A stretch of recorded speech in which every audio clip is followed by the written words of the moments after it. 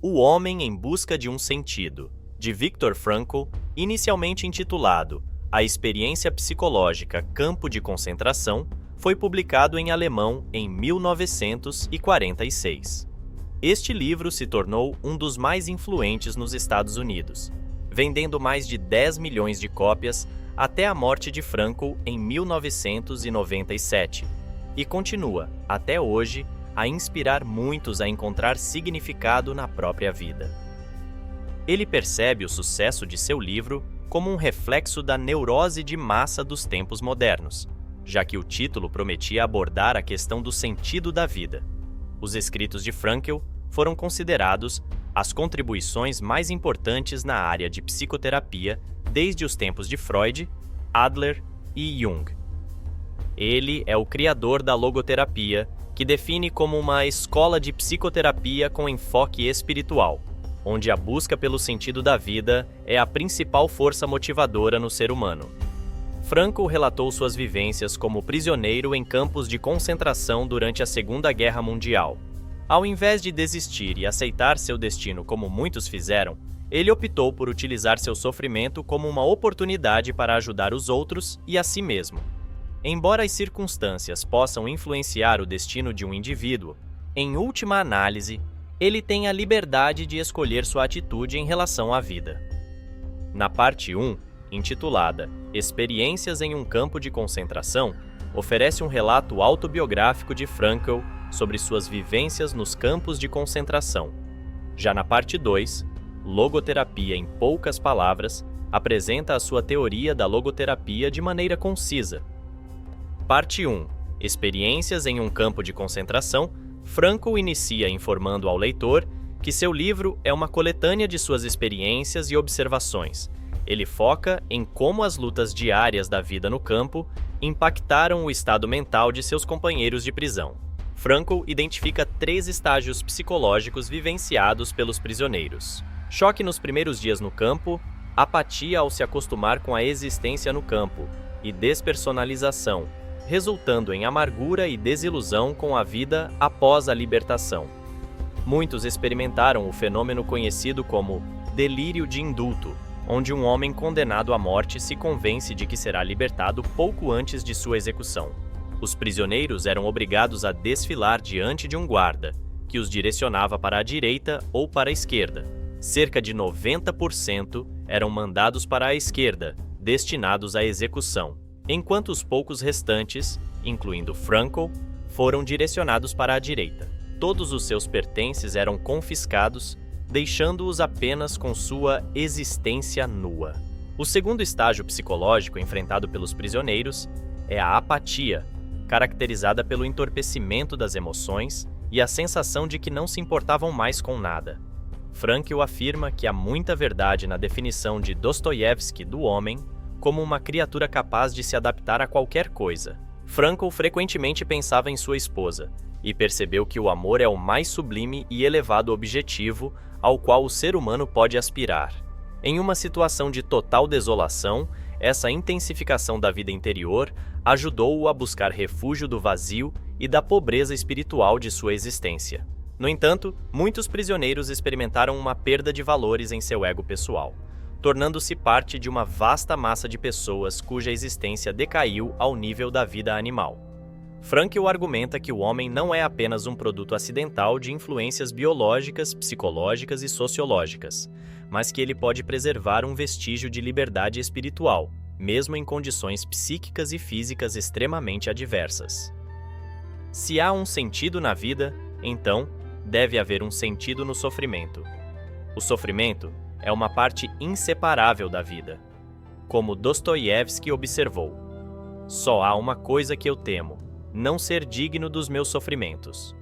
Os prisioneiros viviam uma existência provisória de limite desconhecido, sem futuro e sem um objetivo claro, o que intensificava a sensação de falta de propósito e vitalidade. No entanto, é possível transformar essas experiências em uma vitória, fazendo da vida um triunfo interior, ou ignorar o desafio e simplesmente vegetarem, como a maioria dos presos. Quando não somos mais capazes de mudar uma situação, somos desafiados a mudar a nós mesmos. a perda repentina de esperança e coragem pode ter um efeito fatal, enfraquecendo o poder de resistência e aumentando a vulnerabilidade à doença. A taxa de mortalidade na semana entre o Natal e o Ano Novo subiu no campo, além de qualquer experiência anterior, pois muitos esperavam ser libertados e se reunirem com seus entes queridos. O homem precisa de um objetivo futuro. Frankl cita com aprovação as palavras de Nietzsche: "Quem tem um porquê para viver pode suportar quase de qualquer jeito. Aquilo que não me mata me torna mais forte." O que realmente era necessário era uma mudança fundamental na atitude de alguém em relação à vida. Não importa o que esperamos da vida, mas sim do que a vida espera de nós. O terceiro estágio é a psicologia do prisioneiro depois de sua libertação. Frankl foi libertado após 3 anos, mas ele e seus companheiros de prisão não se sentiam satisfeitos. Liberdade, repetimos para nós mesmos, e no entanto não conseguimos compreendê-lo. Sua realidade não penetrava em nossa consciência. Não conseguíamos compreender que a liberdade era nossa. Eles tinham literalmente perdido a capacidade de sentir alegria e precisaram reaprender isso novamente. Esse fenômeno é conhecido como despersonalização, onde tudo parece irreal, improvável, como em um sonho. Muitos também experimentaram amargura. A superficialidade e a falta de sentimento pelos semelhantes eram tão doentias que, finalmente, sentimos aquela vontade de entrar em um buraco e não ouvir ou ver outros seres humanos. Outros prisioneiros experimentaram desilusão. Ai daquele que descobriu que a pessoa cuja memória lhe dera coragem no acampamento já não existia mais. A segunda seção do livro, Logoterapia, parte 2, Logoterapia em poucas palavras, é dedicada a explicar as ideias de Frankl sobre logoterapia com mais detalhes. Ele denominou sua prática com a palavra grega logos, que denota significado. Sua forma de terapia é orientada para ajudar os pacientes a encontrarem sentido em seu futuro, em contraste com a prática psicanalítica que foca em resolver os problemas de um paciente analisando seu passado. Para Frankl, a força mais importante na vida de um homem é o seu desejo de encontrar significado. Enquanto Freud aborda a vontade de prazer e Adler menciona a vontade de poder, Frankl enfatiza a vontade de sentido como a força motivacional primordial no ser humano. A incapacidade de satisfazer essa vontade de encontrar sentido na vida resulta em frustração existencial. Isso, por sua vez, pode resultar em neuroses, que podem ser definidas como uma capacidade reduzida de adaptação ao ambiente, dificuldade em modificar padrões de vida e a luta para desenvolver uma personalidade mais rica, complexa e satisfatória. Ao contrário das neuroses abordadas na psicanálise, que surgem da gratificação e satisfação dos impulsos, na logoterapia fala-se de neuroses noogênicas, do grego nous, que significa mente, que emergem de questões existenciais e desafios relacionados à busca de sentido.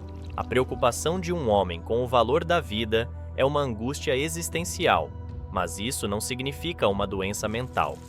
Uma interpretação equivocada disso pode levar um médico a enterrar o desespero existencial de seu paciente sob uma montanha de drogas tranquilizantes. O logoterapeuta vê sua missão como ajudar o paciente a descobrir um sentido em sua vida, ampliando o campo de visão do paciente para que todo o espectro potencial de significado se torne consciente e visível para ele. Para manter-se mentalmente são, o homem deve estar continuamente engajado em buscar e lutar por um objetivo significativo. Quando as pessoas são assombradas por um vazio interior, sentindo uma insignificância final, elas vivem no que é conhecido como um vácuo existencial.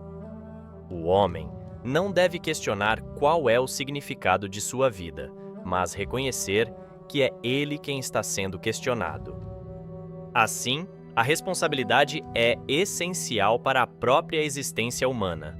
Viva como se já estivesse vivendo pela segunda vez e como se tivesse agido da primeira vez tão erradamente quanto você está prestes a agir agora. Frankl afirma que há 3 maneiras de encontrar sentido na vida: através do trabalho ou da criação, pelo amor. e pela atitude que adotamos diante do sofrimento inevitável. O primeiro é o caminho da realização ou conquista. A segunda maneira de encontrar sentido na vida é através do amor. O amor é a única maneira de alcançar outro ser humano em seu núcleo mais íntimo de personalidade. A terceira maneira de encontrar sentido na vida é através do sofrimento. O sofrimento não é de forma alguma necessário para encontrar sentido, mas o sentido é possível apesar do sofrimento, especialmente quando é inevitável. O sofrimento deixa de ser sofrimento no momento em que encontra um sentido. O sofrimento pode ser visto como uma conquista humana. Um dos princípios básicos da logoterapia é que a principal preocupação do homem não é apenas obter prazer ou evitar dor, mas sim encontrar um significado em sua vida. Nossa filosofia atual enfatiza a ideia de que as pessoas devem ser felizes e que a infelicidade é um sintoma de desajuste. Certos sistemas de valores podem explicar por que o fardo da infelicidade inevitável é agravado pela infelicidade de ser infeliz. A felicidade não pode ser simplesmente buscada. Ela precisa acontecer. Um ser humano não está constantemente em busca da felicidade, mas sim em busca de um motivo para se tornar feliz, através da realização do significado potencial, muitas vezes adormecido em cada situação que se apresenta.